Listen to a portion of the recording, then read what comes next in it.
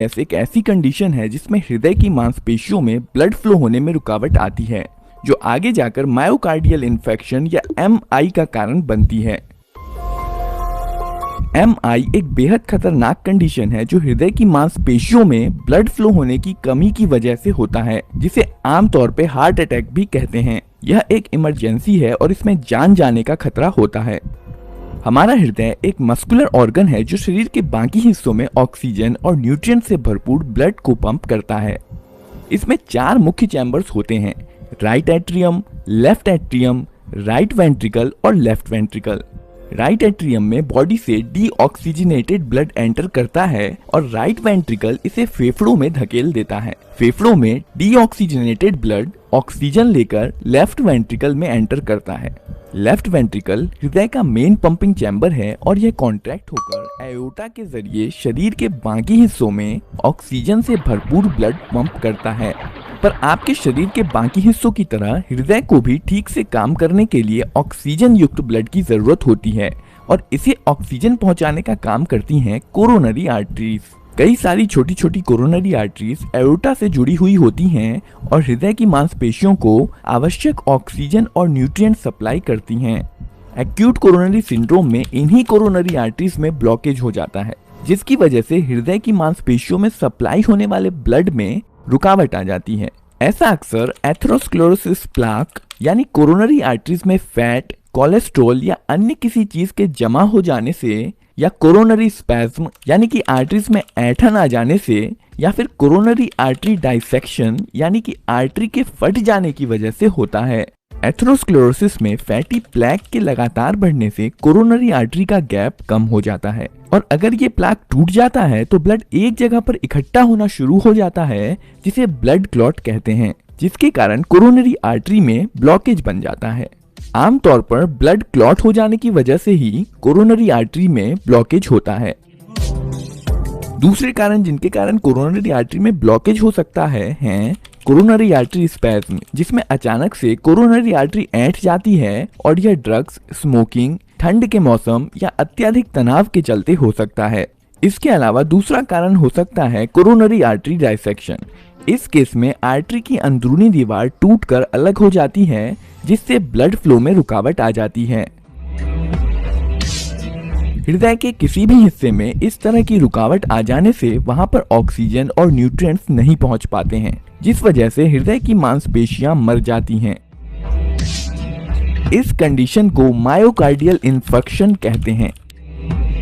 Blocked coronary artery के कारण सीने में अचानक दर्द होना, बेचैनी होना, जकड़न महसूस होना या जलन होने को एंजाइना कहते हैं। एंजाइना पेट के ऊपर वाले हिस्से, कंधों, बाहों, गर्दन या निचले जबड़ों तक पहुंच सकती है। इसके अलावा इस कंडीशन में सांस फूलना, चक्कर आना, पसीना आना और जी मचलना जैसे लक्षण भी देखे जा सकते हैं।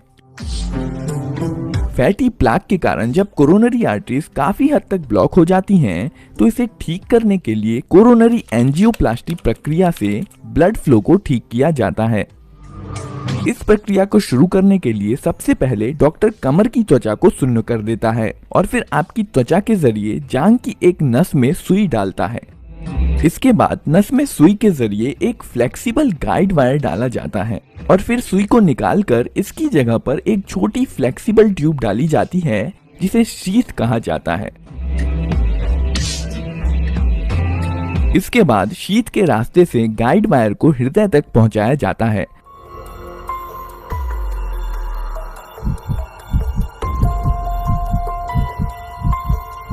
और इस गाइड वायर के ऊपर से एक फ्लेक्सिबल ट्यूब, जिसे कैथेटर कहा जाता है, कोरोनरी आर्टरीज तक पहुंचा दिया जाता है। इस दौरान पेशेंट को थोड़ा दबाव महसूस हो सकता है, लेकिन उसे दर्द नहीं होगा। इसे देखने के लिए एक्सरे डिवाइस का इस्तेमाल किया जाता है, जिसे फ्लोरोस्कोप कहते हैं।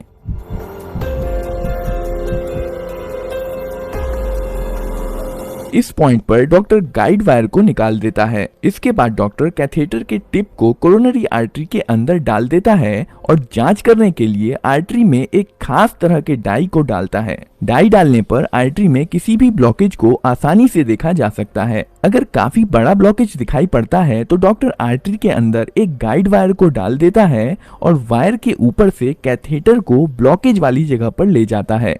कैथेटर की टिप पर एक बैलून लगा होता है जिसे ब्लॉकेज वाली जगह पर 20 से 30 सेकंड के लिए फुला दिया जाता है, जिससे फैटी प्लाक अंदर को दब जाता है और आर्टरीज फैल जाती हैं। जब बैलून फूला हुआ होता है तब आर्टरी पूरी तरह से ब्लॉक हो जाती है और पेशेंट को सीने में दर्द महसूस हो सकता है। इसके बाद बैलून को डिफ्लेट करके बाहर निकाल लिया जाता है और साथ ही साथ दर्द भी चला जाता है। आर्टरी के फैल जाने से ब्लड फ्लो में सुधार आ जाता है। आर्टरी को खुला रखने के लिए मेटल से बनी एक मैश ट्यूब, जिसे स्टेंट कहा जाता है, का इस्तेमाल भी किया जा सकता है। डॉक्टर पेशेंट के लिए स्टेंट की सही साइज को चुनता है, जिसे एक बैलून के ऊपर कंप्रेस करके रखा जाता है।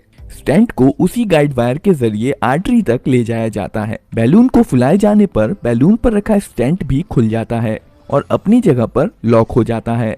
बैलून वाले कैथेटर को बाहर निकालने के बाद स्टेंट कोरोनरी आर्टरी को